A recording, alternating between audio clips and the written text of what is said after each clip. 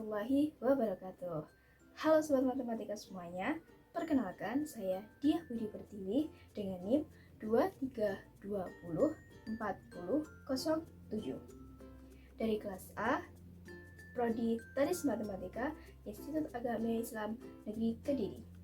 Baiklah, pada pertemuan kali ini kita mempunyai tugas proyek yaitu membuat sebuah desain keramik, di mana desain tersebut harus berisi satu motif dan juga memuat tentang titik, garis, sudut, dan juga bentuk segitiga seperti segitiga sama sisi, segitiga sama kaki, segitiga siku-siku, dan juga segitiga sebarang.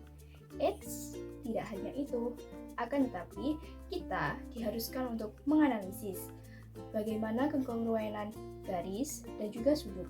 Terus kita diharuskan untuk menjelaskan tentang teorema dari garis, sudut, dan juga tentang titik. Tugas proyek ini dibuat untuk memenuhi ujian tengah semester mata kuliah geometri bidang yang diampu oleh Ibu Kurnia Ahadiah, Sarjana Sains, Magister Sains. Oke, marilah kita membuat tugas proyek ini. Pertama-tama, kita membuat sebuah desainnya terlebih dahulu. Adapun untuk alat dan bahan yang saya gunakan ada pensil, penghapus, kertas, F4, meja belajar, dan juga penggaris. Untuk selanjutnya, langkah-langkah dalam pembuatan desain keramik. Pertama, saya membuat bentuk persegi dengan ukuran 18 cm x 18 cm. Lalu, selanjutnya saya membuat 9 persegi dengan ukuran 6 cm x 6 cm di dalam persegi ukuran 18 cm x 18 cm. Terus selanjutnya membuat sketsa keramiknya. Setelah selesai membuat sketsa, setelah itu saya mewarnai menggunakan cat air untuk memberikan kesan estetika dengan memberikan gradasi warna. Dan beginilah contoh langkah-langkah ketika saya membuat desain keramik di dalam media digital. Dan ini dia hasil dari desain keramik yang saya buat. Selanjutnya, kita akan menganalisis tentang desain keramik yang dibuat dengan sampel contoh titik, garis, sudut, bentuk segitiga, siku-siku, sama kaki, sama sisi, dan segitiga sebarang. Untuk yang pertama, yaitu kita menganalisis titik. Di sini saya menggunakan notasi titik A, B, C, D, E, F, G, dan seterusnya yang tertera pada desain gambar keramik. Untuk selanjutnya kita menganalisis garis, yaitu ada garis AB, garis BC, garis AD1, dan seterusnya.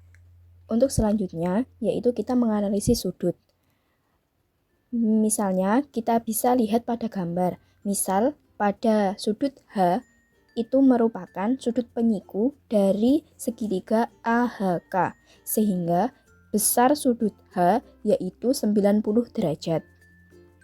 Selanjutnya, kita menganalisis bangun-bangun segitiga yang terdapat pada desain keramik, yaitu ada segitiga siku-siku, segitiga sama sisi, segitiga sama kaki, dan segitiga sebarang. Bisa dilihat contoh pada segitiga siku-siku, yaitu ada segitiga B2OI, segitiga MP2I, segitiga DNO, segitiga ONM, dan seterusnya.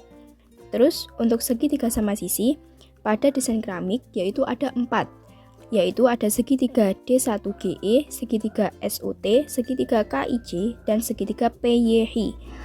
Untuk ketiga yaitu segitiga sama kaki.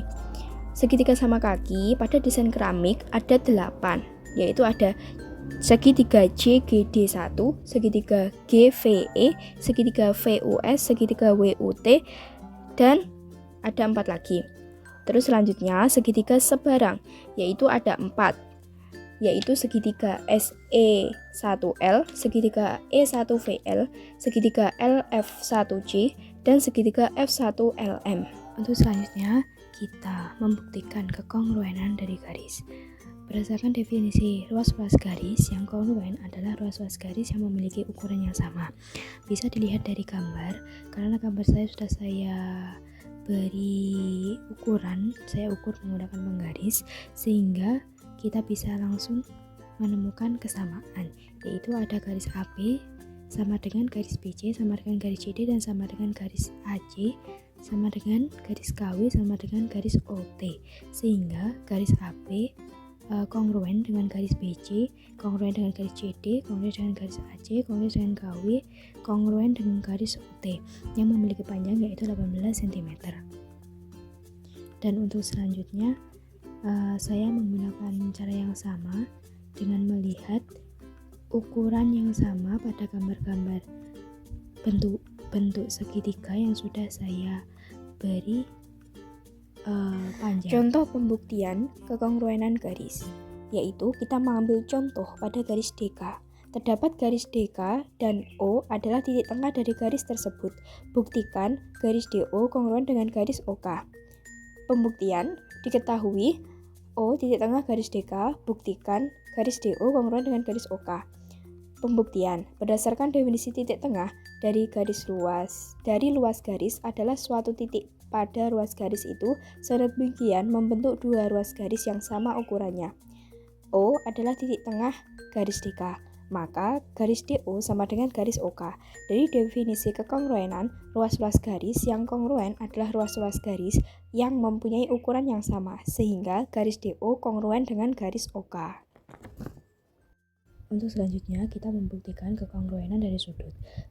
Berdasarkan definisi ruas-ruas sudut yang kongruen adalah ruas-ruas sudut yang memiliki ukuran yang sama. Sehingga dengan cara yang sama dengan kekongruenan garis, saya sudah mengukur sudut-sudut pada bangun-bangun segitiga menggunakan busur. Sehingga kita bisa mengetahui mana sudut yang besarnya sama.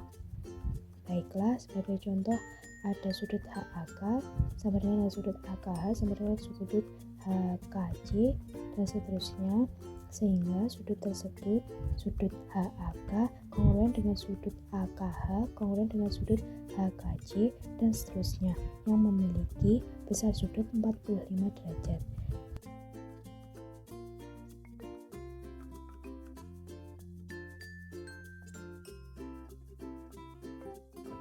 Untuk selanjutnya, yaitu contoh pembuktian kekongruenan sudut.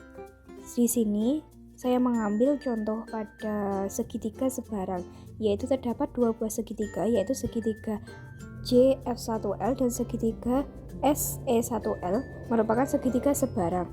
Jika sudut JF1L sama dengan sudut SE1L, terus sudut JLF1 sama dengan sudut SLE1, juga sudut F1GL sama dengan sudut E1LS, maka tentukan kekongruenan sudut-sudut tersebut. Buktikan. Pembuktian diketahui sudut JF1L sama dengan sudut SE1L, sudut JLF1 sama dengan sudut SLE1, sudut F1GL dan sudut E1LS. Buktikan kongruen sudut-sudut tersebut. Pembuktian dari definisi ruas-ruas sudut yang kongruen adalah ruas-ruas sudut yang memiliki ukuran yang sama.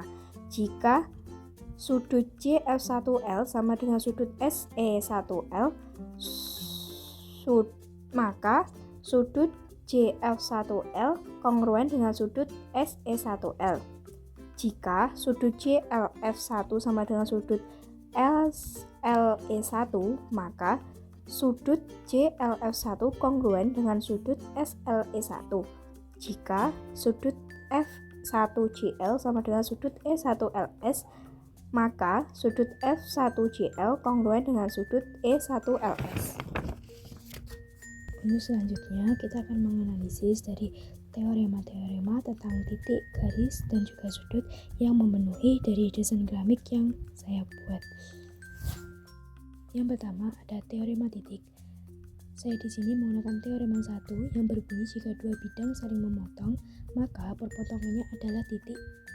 Saya melihat dari desain keramik yang saya buat, yaitu ada pada bidang garis AC dan pada bidang garis KD. Kedua bidang tersebut saling berpotongan di titik H, maka titik H disebut sebagai titik.